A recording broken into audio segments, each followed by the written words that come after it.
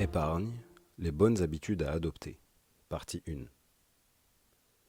Bienvenue dans la série Fire Habits, où vous trouverez quelques conseils pratiques sur la manière d'atteindre l'indépendance financière. Si vous vous demandiez par où commencer pour améliorer votre situation financière, l'épargne devrait certainement figurer en tête de liste. Que vous poursuiviez ou non le lent voyage vers l'indépendance financière, l'épargne a toujours été une méthode simple pour assurer votre sécurité financière et votre tranquillité d'esprit. Aujourd'hui, plus que jamais, avec l'avènement de cette pandémie mondiale, les gens devraient changer leurs habitudes et commencer à créer un gap positif entre les dépenses et leur rentrée d'argent.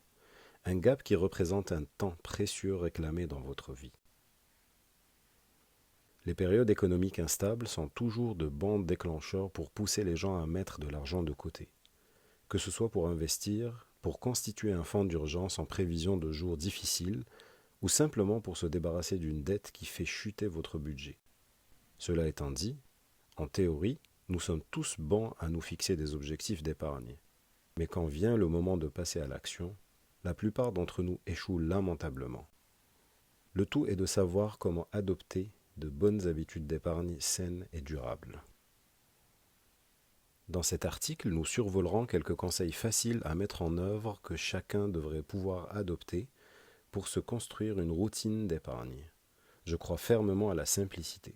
Plus les actions sont faciles, plus nous avons de chances de les apprivoiser à long terme. Comment économiser sur le logement ? C'est une grande partie du gâteau. Le budget du logement est une dépense importante qui doit être optimisée autant que possible. Je n'irai pas jusqu'aux extrêmes du house hacking ou de l'arbitrage géographique, pour la simple raison que la plupart des gens qui ont découvert le concept de l'indépendance financière ont déjà leur hypothèque en cours. L'essentiel est de montrer qu'il n'est jamais trop tard. Même si vous avez déjà acheté une maison ou un condo, vous pouvez travailler sur différents aspects pour réduire vos dépenses et considérer l'hypothèque que vous avez comme un investissement.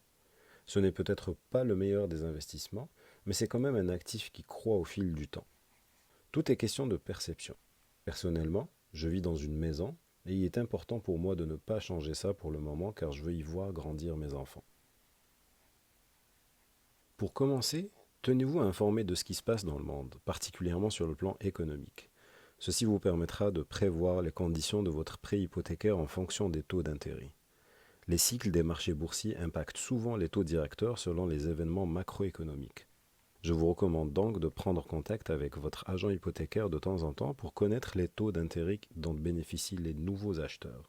Cela vous aidera à négocier votre futur terme hypothécaire. Parfois, le fait de contracter un taux d'intérêt plus bas avec une institution différente peut vous faire économiser de l'argent malgré les pénalités de résiliation de votre hypothèque. Tout est question de calcul.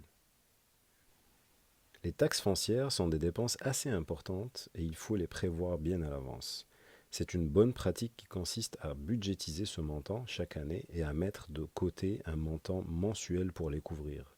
Vous éviterez ainsi des factures inattendues et des pénalités de retard. L'entretien de la maison est une habitude essentielle pour éviter la dépréciation de sa valeur. Nous savons tous combien il est coûteux de faire venir n'importe quel type de réparateur à la maison.